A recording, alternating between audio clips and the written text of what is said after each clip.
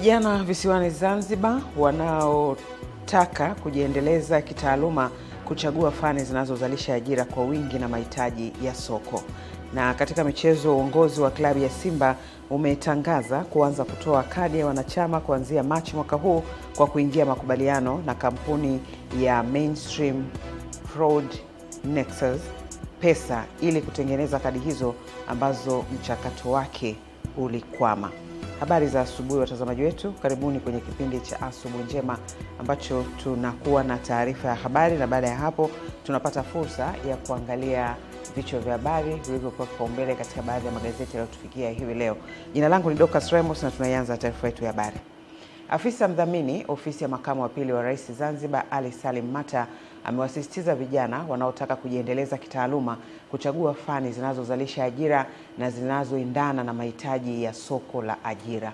Tupate taarifa zaidi. Akizungumza na vijana 30 waliohitimu mafunzo ya ufundi bomba na umeme kupitia VTA na kupata mafunzo hayo kwa siku 11 na mradi wa dumisha amani unaofadhiliwa na UNDP, afisa mdhamini huyo amesema vijana pochagua fani zinazozalisha ajira watapata fursa nzuri ya ajira na kujiajiri kwa urahisi zaidi. Fursa hii kama tumefunguliwa macho kwamba fursa tumepewa na ofisi ya makamu wa pili wa Rais kupitia VTA, lakini na support ya UNDP, lakini kumbe tuna uwezo sisi wenyewe vijana kutafuta kazi, kutafuta ajira. Tutumieni fursa, tutafuteni wenyewe ili tupate muda sasa wa kufanya kazi, lile lengo sasa la maendeleo endelevu ambalo linaenda kuzaa amani ya nchi iweze kukamilika. Mradi wa dumisha amani unaonekana kuwa na lengo zuri la kuwasaidia vijana kuwa na uwezo kujitegemea kiuchumi, na hii ni hatua muhimu kwa maendeleo ya vijana na taifa kwa ujumla. Let us use this project as a living tool that will continue to empower, inspire and bring real change. Wahitimu mafunzo hayo wamesema kupitia mradi wa dumisha amani ufanisi wao katika utekelezaji wa kazi zao ni ishara ya kwamba mafunzo hayo yanawasaidia kwa vitendo. Kwa hiyo kwa sababu ya elimu walikuwa nayo, watakuwa na kipi cha kufanya na kujikuta kwamba wanaishi vizuri katika jamii zao, wanawaelekeza vijana wengine namna bora ya kuweza kuishi na kuweza kujituma na kupata kitu ambacho tunaita chumo la halali kwa kupitia nguvu zao. Mengi sasa nimejifunza kupitia fani hii kwa mafunzo machache niliyopata, mradi maisha yaende mbele na kuimarisha amani. Ni Masanja Mabula, Channel 10, Pemba, Zanzibar. Ushirikiano wa wadau wa elimu katika ngazi zote za walimu kumaliza mada za masomo kwa wakati pamoja na wanafunzi kupata chakula shuleni kumetajwa kuchangia mkoa wa Manyara kushika nafasi ya pili kitaifa katika matokeo ya kidato cha 4 mwaka 2025, huku mpango ukiwa ni kuondoa sifuri katika shule za mkoa. Mipango hiyo ya ufaulishaji wa wanafunzi shuleni imetajwa na mkuu wa mkoa wa Manyara Queen Sendiga wakati akizungumza nasi kuhusu mkoa huo kushika nafasi za juu licha ya uwepo wa changamoto mbalimbali za kijamii na uwepo wa jamii za kifugaji ambazo elimu sio kipaumbele kwao. Wadhibiti ubora kwenye maeneo mbalimbali kwa kweli wamefanya kazi kubwa sana, na wakuu wa shule wote kwa pamoja wamejituma kuhakikisha kwamba mkoa unafanya vizuri. Ukichukulia pia kwa uzito wake swala la chakula mashuleni, tumeongeza kidogo idadi ya watoto kuweza kula chakula mashuleni, na sasa utaona pia faida ya watoto kula chakula mashuleni. Lakini hata ukiangalia shule ambazo ziko pembezoni kwenye jamii za kifugaji zimefanya vizuri tofauti na pale mwanzoni. Maana yake ni kwamba sasa watoto kweli wanasoma na wameenda mashule. Lakini kingine ambacho kimechangia kikubwa ni uwepo wa shule za bweni. Shule ya sekondari Bagara iliyopo halmashauri ya mji wa Babati ni kati ya shule zilizofanya vizuri kwenye matokeo hayo, wakiwa hawana alama sufuri kwenye matokeo hayo. Na hapa wanatueleza zaidi mipango iliyopelekea chireko hicho katika shule yao. Nidhamu pamoja na walimu wote kwa ujumla, tumekuwa na umoja, teamwork. Tunafanya kazi kwa pamoja, kufundisha kwa wakati, kumaliza mada kwa wakati. Walimu wameweza kutumia mbinu ya ushirikiano pamoja na kutoa mazoezi mbalimbali na mitihani mbalimbali ambapo yanamjengea mwanafunzi umakini na kusoma kwa bidii. Walimu na ukaribu mzuri sana na sisi. Walimu wanajitahidi kwa kila namna ambayo waone sisi tunaweza tukafaulu katika masomo yetu. Kutoka mkoani Manyara, mimi ni Elia Kimani, Channel 10. Chuo Kikuu cha Aga Khan Tanzania AKU kwa mara ya kwanza kimehudhurisha wanafunzi wa shahada za uzamili katika magonjwa ya watoto pamoja na shahada ya uzamili ya elimu ambazo zimebuniwa mahususi kushughulikia upungufu wa wataalamu bingwa katika sekta muhimu za taifa. Chuo hicho kinaendelea kutoa mafunzo yanayoendana na mpango wa maendeleo ya sekta ya elimu, ikiwemo mafunzo ya madaktari bingwa wa watoto na waelimishaji wa ngazi ya juu, lengo likiwa ni kuunga mkono jitihada za serikali katika kuandaa rasilimali watu yenye ujuzi kwa maendeleo ya kijamii na kiuchumi. Akizungumza wakati wa mahafali hayo ya 20 ya chuo hicho, akida mkuu skuli ya tiba Aga Khan Profesa Pasco Rugajo amesema Tanzania kwa sasa imejielekeza katika kupunguza vifo vya watoto wachanga, hivyo chuo hicho kinaenda kuchangia katika juhudi hizo pamoja na kuongeza idadi ya madaktari bingwa wa magonjwa ya moyo ambayo hupoteza fedha nyingi kwenda kutibiwa nje ya nchi. Kwa hiyo leo tuna furaha kubwa sana kwamba imekuwa toleo la kwanza, bachi ya kwanza ya wahitimu wa udaktari bingwa wa magonjwa ya watoto wameweza kuhitimu leo hii. Kama tunavyofahamu, nchi yetu imepiga hatua kubwa katika kupambana na vifo vya kina mama, na kwa kiasi kikubwa nguvu kubwa ya wizara, nguvu kubwa ya sekta ya afya inajielekeza sasa kwenye kupunguza vifo vya watoto, hususan watoto wachanga wa chini ya siku 28. Ni kweli nchi yetu bado tupo nyuma katika idadi. Shirika la Afya Dunia linashauri kuwe na ratio ya at least kwa kila daktari mmoja wa watoto awe anatibu watoto nyingine. Kwa mujibu wa taarifa za shirika la mawasiliano duniani ITU Tanzania ni zaidi ya 1000. Kwa mujibu wa taarifa za shirika la mawasiliano duniani ITU Tanzania inaongoza katika viwango vya usimamizi wa usalama mtandaoni katika nchi za Afrika Mashariki na Kati, na ni moja na pia kuna wengine ambao wameshatutangulia. Haikuwa rahisi kufanya kazi na kusoma, sio za mfano bora duniani kwa viwango vya usalama kwa njia zake Mungu na support tuliyopata kubwa sana kutoka staff wa Aga Khan.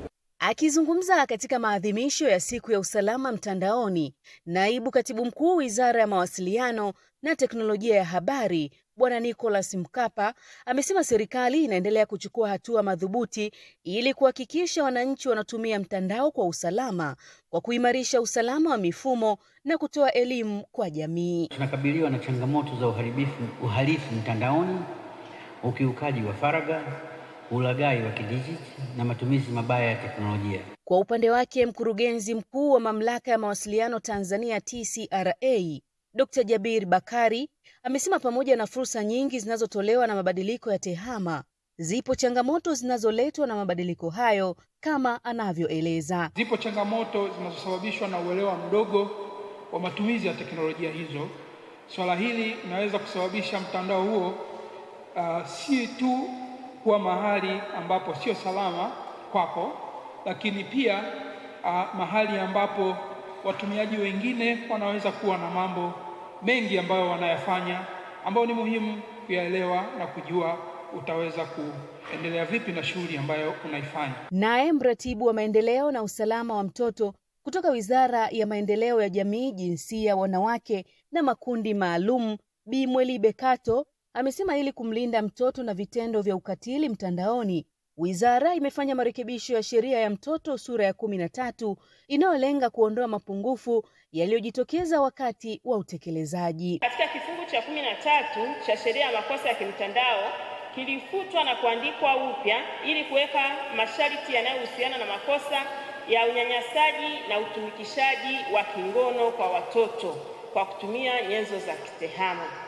Maadhimisho haya ni ya 22 tangu kuanza kuadhimishwa kwa siku ya usalama mtandaoni, yakiwa na lengo la kujadili fursa na changamoto za mtandaoni, yakiwa na kauli mbiu isemayo teknolojia mahiri, chaguo salama, tuwalinde watoto katika zama za akili unde.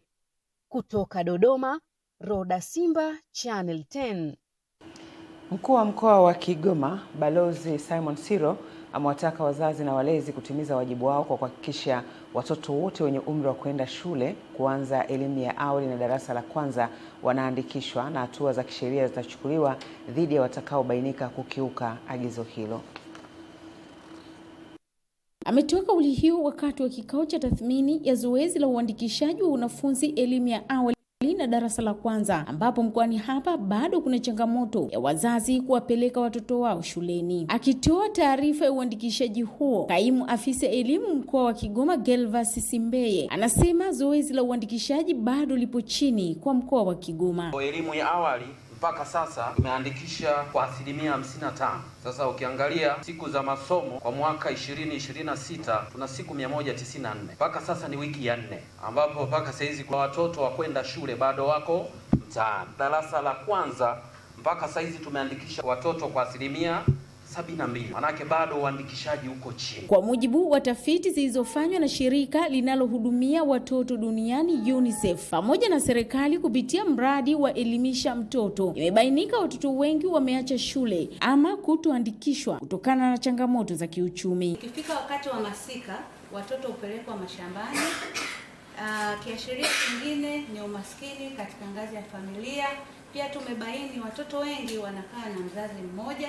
Kwa hiyo hii inapunguza hamasa ya watoto kwenda shule. Hapa mkuu wa mkoa wa Kigoma Balozi Simon Siro anatoa wito kwa wazazi pamoja na kutoa maelekezo kwa watendaji kuanzia ngazi ya kitongoji hadi mkoa kusimamia swala hilo ipasavyo, na watoto wote wanaostahili kwenda shule wanafika shuleni. Wazazi walezi, mna kila sababu ya kusimamia watoto wenu. Ukimwacha mtoto bila kwenda shule, jua kwamba unavunja sheria. Na niwahakishie viongozi wenzangu mnaosimamia haya mambo, hakikisheni kwamba kama mzazi hatimizi wajibu wake, mmemhamasisha lakini halekei, sheria ichukue mkondo wake. Mradi wa elimisha mtoto ulianza mwaka 2022 ambao unafadhiliwa na Education Above All kwa mikoa ya Tabora, Songwe na Kigoma, na utekelezaji wake ni kwa kipindi cha miaka 5. Mwajabu Hoza, Channel 10, Kigoma. Wakati mradi wa mabadiliko ya tabia nchi unaotekelezwa mkoani Simiyu kwa shilingi bilioni 440 ukiwa umefikia 51%, wananchi wa mkoa huo wameiomba serikali kuharakisha ukamilishwaji wa mradi huo ndani ya muda ili kuepukana na adha ya kutumia maji ya chumvi yanayotokana na visima. Mradi huu ambao unatajwa kuwa mkombozi kwa wananchi wa mkoa wa Simiyu wakati utakapokamilika, unaendelea kutekelezwa na sasa umefikia 51%. Wananchi wa wilaya ya Bariadi wanaiomba serikali kuongeza nguvu ili mradi huu ukamilike mapema na kuanza kutumia maji yatokanayo na Ziwa Victoria. Kama wananchi, sisi tulikuwa tunaiomba serikali ifanye haraka ili tuweze kupata maji kwa haraka, kwa sababu maji yenyewe tunayotumia kwa sasa hivi ni maji yanayopatikana kwenye visima. Kwa kweli mradi utakapokuwa umekamilika utakuwa umeondoa matatizo yote wanabariadi juu ya maji. Wajumbe wa Baraza la Ushauri la Huduma za Watumiaji Maji na Nishati EWURA CCC wanafika katika moja ya eneo ambalo mradi huu unatekelezwa, ambapo pamoja na mambo mengine wanapongeza hatua ulipofikia na kutoa ushauri kwa mamlaka ya maji safi na usafi wa mazingira BARUWASA. Hili ni kubwa sana. Kama taasisi ambayo inasimamia maslahi ya watumiaji wa huduma ya maji, tunaliona kwamba kwanza linaendana na sera ya kumfikishia kila mwananchi maji safi. Utekelezaji wake umefikia 51% kwa maana ya work contract 2 na work contract 1 ni 11%. Tunapofika Novemba 2026 mradi huu utakuwa umekamilika, na wananchi wa Bariadi pamoja na mkoa mzima wa Simiyu kwa maana Busega, Bariadi mjini pamoja na Itilima wataanza kunufaika na huu mradi. Nikiripoti kutoka hapa katika moja ya eneo ambalo mradi huu unatekelezwa wilayani Bariadi, ni mimi Aidan Mhando, Channel 10 Simiyu. Na sasa ni habari za michezo ambako tunaelezwa uongozi wa klabu ya Simba umetangaza kuanza kutoa kadi za wanachama mnamo mwezi Machi mwaka huu kwa kuingia makubaliano na kampuni ya Mainstream Group na Nexus Pesa ili kutengeneza kadi hizo ambazo mchakato wake ulikwama kwa miaka zaidi ya 7.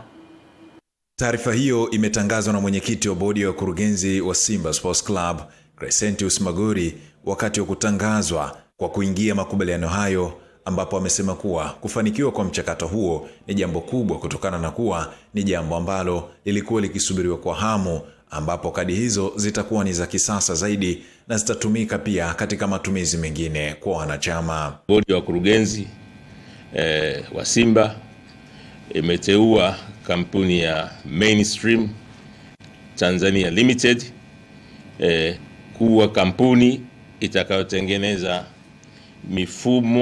mfumo wa kadi za kisasa za kileo za Simba, lakini pia imeteua kampuni ya Nexus Pesa Company Limited ambayo pia itakuwa inatoa hizo kadi.